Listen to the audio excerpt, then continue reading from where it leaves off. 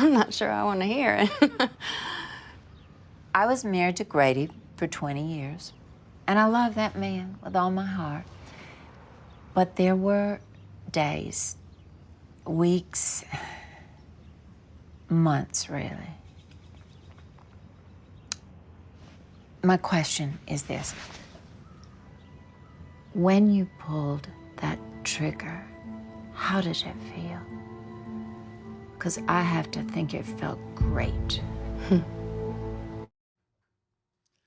That reminds me a little bit of Pulp Fiction.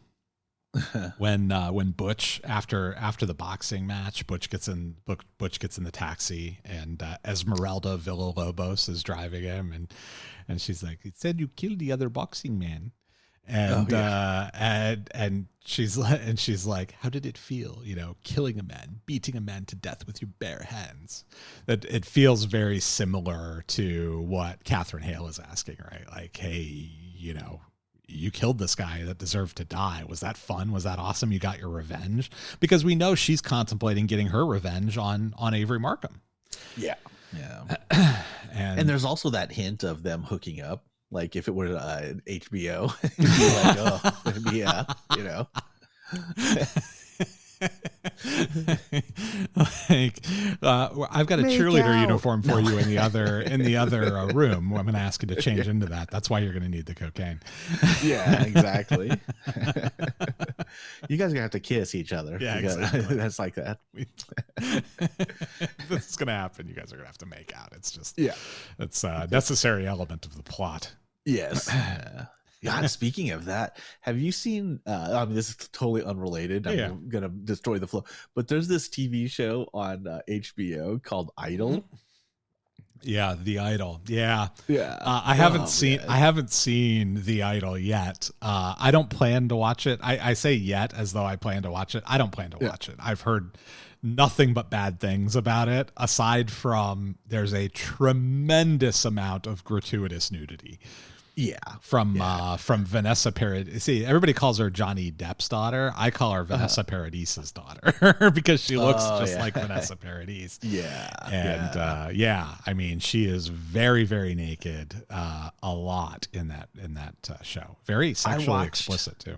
Yeah, it's very explicit and very I mean, and if you're it just proves that you can have all the nudity in the world and it's still, if it's not a good story or it's not interesting. Yep. I mean, I watched the first episode and I'm like, okay. And then I got kind of bored with it. Yeah. So. I always say, you know, oh, there's not enough jokes, or, oh, there's not enough nudity in this movie or this TV show or whatever. But it's generally because I feel like the show was good and I would have liked it better if it had had more jokes or more nudity in it. Yeah. Jokes and or nudity in and of themselves do not redeem something that's terribly bad. Yeah. Yeah. So don't watch it. Yeah, there you go. Don't watch The Idol. That's if in case you were thinking about doing it, or if you're going to watch it, hate watch it at least. Maybe have 6 or 7 friends over, MST3K that shit. It'll be fun. Yeah. Yeah. It might not even be good enough for that based on what I've read about it. Yeah, where it's like, maybe it's not like the worst thing. Yeah, but it's so terrible that it's not even worth the time to. Exactly. There has to be some level of entertainment to be able to successfully kind of heckle. I think. Yeah. Like if it's just so bad, it's like heckle proof. That's not. Oh boy, that's just rough. Yes, exactly. Anyway, I didn't mean to derail that. No, that's fine. No, I'm glad you mentioned it. I haven't had an opportunity to talk about the nudity in The Idol yet, but it's I've seen some of that. It's quite something. Yeah. So let's follow the thread on the Catherine Ava storyline kind of through the end here, because it's there's stuff that happens, but it doesn't feel all that important. They're coked up at the jewelers. And Ava's very visibly coked up. And while Ava creates a distraction, Catherine Hale switches out the bracelet for a fake. There's a diamond tennis bracelet. I think, I don't know. It looked pretty relatively expensive. and she switches it out for a fake while the jeweler's back is turned. Kind of clumsy maneuver, actually, like definitely not an expert sort of switch, but she's successful in doing it. And Ava gets a thrill out of the shoplifting, because of course you do. You never felt more alive than when I shoplifted those batteries. I've never felt more alive than when I killed that drifter. Yeah, it's very comparable, like right. The same level of yeah. Yeah, Catherine, they're in the car later, and Catherine goes on to sort of lament the loss of her status after Grady's arrest, right? She talks about how when she would go to that jeweler before, she had a line of credit at that one and a bunch of other ones in Lexington, and she could get anything she wanted. And now the guy locks the door on her. And so it's very sort of cautionary tale for Ava, as you think about it, like what's going to happen to Ava after Boyd is killed or arrested. How's her life going to change? Yeah. And then, but at the same time, she's holding this concept of she was the real power. She was the real kind of driving force behind Grady. Grady wouldn't have been anything that he was without her. And she tells this story about Bill and Hillary Clinton driving through rural Arkansas and stopping at a gas station and seeing a gas station attendant, and Hillary says, "Oh my God, I used to date that guy," and Bill gets a laugh out of it and says, "Just think of where you'd be now if you had married him instead of me," and she says, "I'd be married to the president of the United States," and that's basically her version of, well, that's how awesome I am as Catherine Hale. But none of it bears out, right? She's lost all this status. She's not particularly well known anymore in the crime community. She's somebody who Wynn Duffy trusts, but it doesn't appear that she has very many allies outside of Wynn Duffy.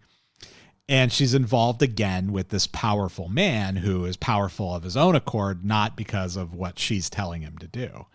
And it feels very much like she's sort of trying to justify her existence to herself and not being particularly successful at it. I got the, you know what? That makes sense to me, but I got the feeling it was more like she was just trying to sell, talking about that with that conversation, trying to sell herself to what's her face. Oh, okay. You think she's trying to talk up herself to Ava? Yeah, I mean, because I don't think she's Ava. Well, maybe Ava has like come across women like that. You know what I mean? Like who maybe have like that reached a certain status level in the criminal underworld, at least. No, I don't think so. Yeah, I think you're right about that. I think this is the first sort of powerful criminal woman that Ava's come in contact with, right? Everybody else that she's come in contact with has kind of been on the outskirts or not involved at all with what's going on. Yeah.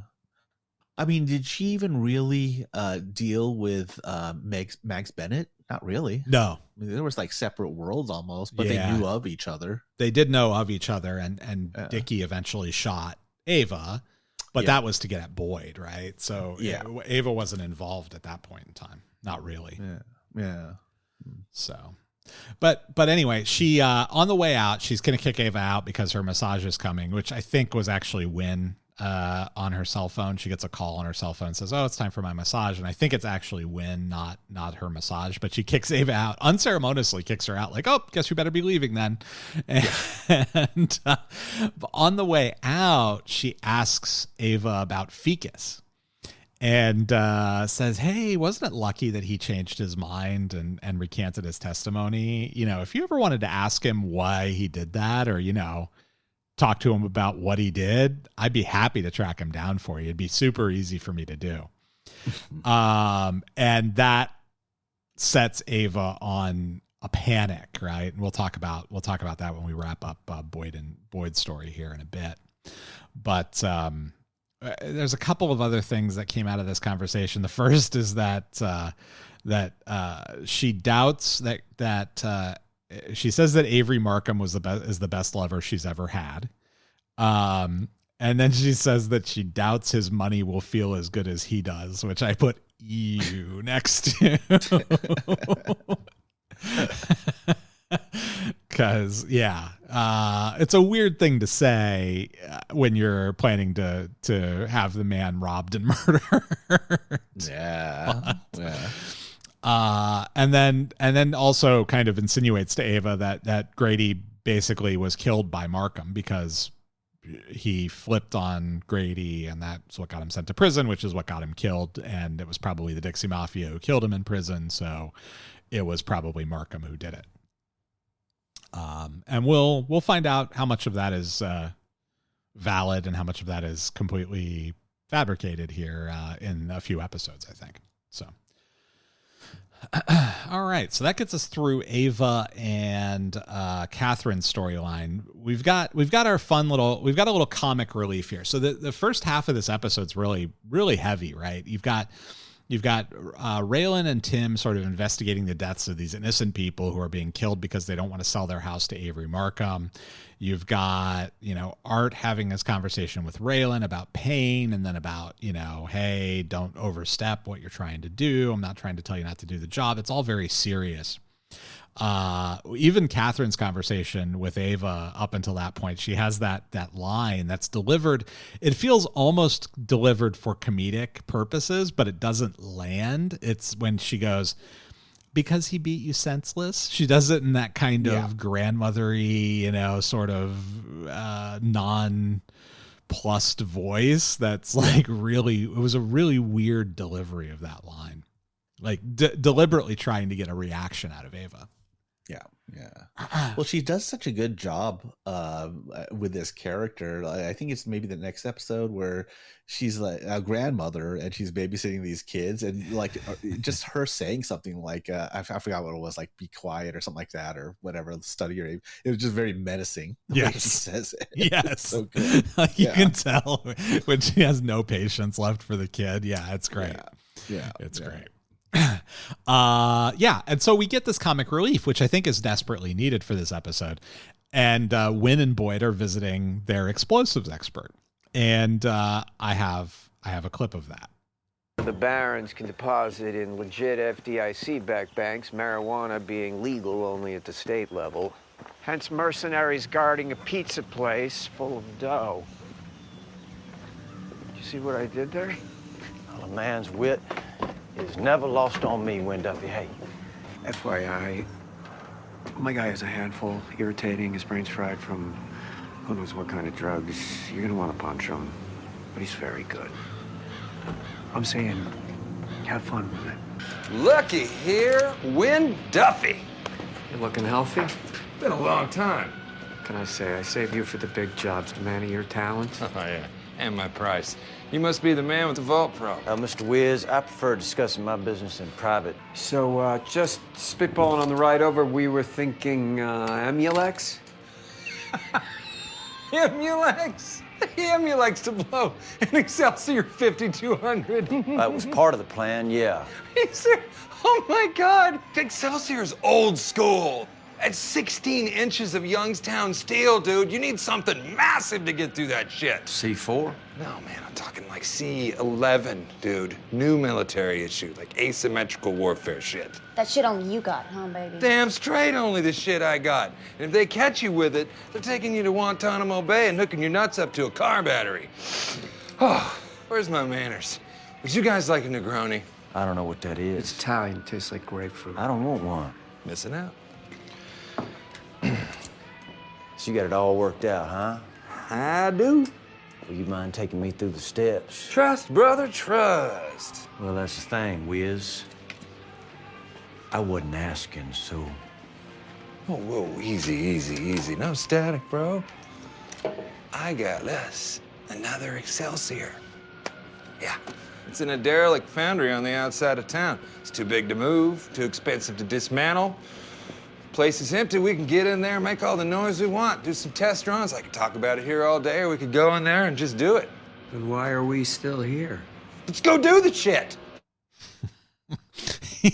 He's so good at this character.